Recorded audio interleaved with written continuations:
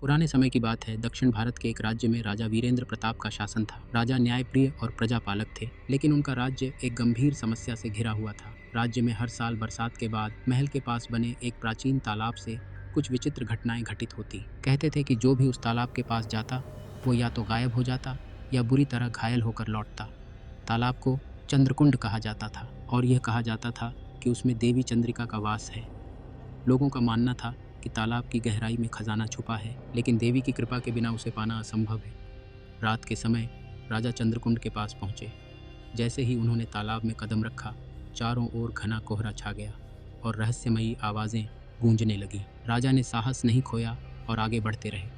अचानक तालाब के भीतर उन्हें एक गुफा दिखाई दी। गुफा के अंदर राजा को एक विशाल पत्थर का दरवाजा मिला। दरवाजे पर लिखे शिलालेख में कहा गया था, जो लोभ करेगा वो खोएगा, जो अहंकार करेगा वो डूबेगा। केवल सच्चा राजा ही इस खजाने का अधिकारी है। राजा ने अपनी तलवार और मुकुट उतारकर दरवाजे के सामने रखा और कहा, मैं यहाँ खजाने के लिए नहीं बल्कि अपने प्रजा की सुरक्षा के लिए आया हूँ। अचानक दरवाजा खुल गया और वहाँ उन्हें एक सुनहरी मूर्ति और खजाने का ढेर दिखाई दिया।